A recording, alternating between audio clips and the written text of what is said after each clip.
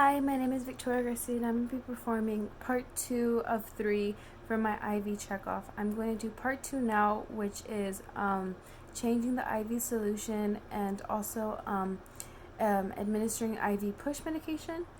I'm going to do the IV piggyback later so that I can change up my board, but I'm going to go ahead and get started.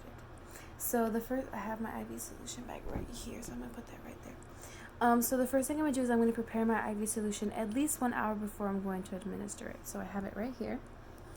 I'm going to compare it with the MAR, so IV solution, compare it. I'm going to check the expiration date. It's not expired. There's no damage to the bag. I'm going to put a time strip on the IV solution to when it needs to next be changed, depending on what's ordered by the physician. And I'm going to put, or I'm looking that this is the right patient's. The solution type is right. There's no additives, and the date and time that it was last changed. So now I'm going to check the air bubbles in the tubing. Okay, so I'm going to remove all of the air bubbles, and I'm going to ensure that the drip chamber is at least 1/3 to halfway full. So I would do that by squeezing the drip chamber. Okay, so squeeze the drip chamber. I'm going to next regulate the flow rate, so however it's prescribed by the doctor. So I would regulate the flow rate, press start.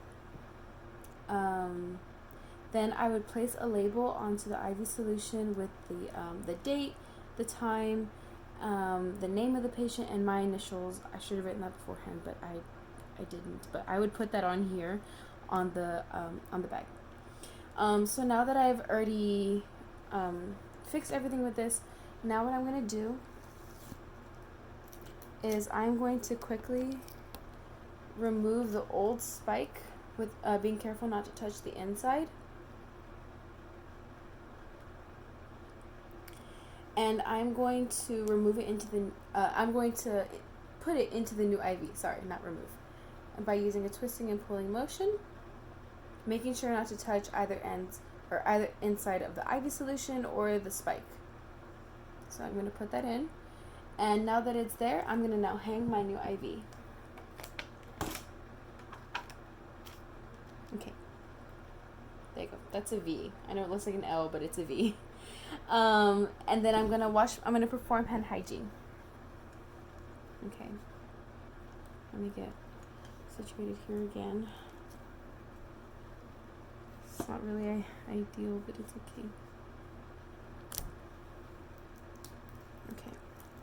So now I'm going to be administering IV push medications. So again, the first thing I'm going to do, wash my hands. I'm going to, oh no, my thing fell. Excuse me.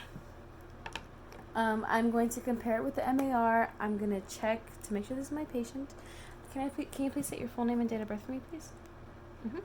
Okay, perfect. Thank you so much. I'm going to check the expiration date of the medication. I'm going to perform hand hygiene. And I'm going to prep the meds, whether it be from an ampule or a vial. So I'm going to put on some gloves for that. Okay, so if it's from an ampule, I would take the medication out slowly. If it's from a vial, also, it depends on what kind of medication it is. And now I'm going to ID the patient using at least 2 patient identifiers. Can you please give me your full name? Matches my MAR. And date of birth? Yes, matches my MAR. Okay, now that I've done that, I'm going to remove these. I'm going to wash my hands and don new gloves. I have my gloves down here.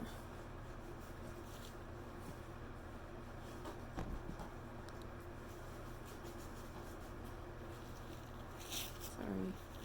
These are new gloves. So sticking to each other.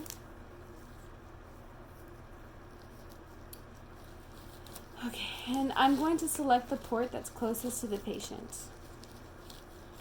So this is my port that's closest to the patient.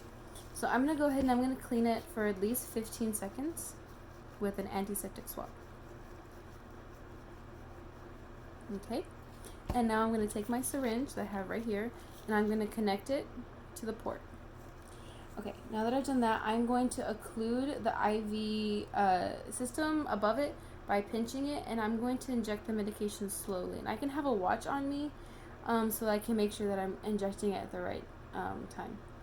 At the same time, we're checking for IV patency, and we're injecting the medication slowly. But if we feel resistance, then we should stop.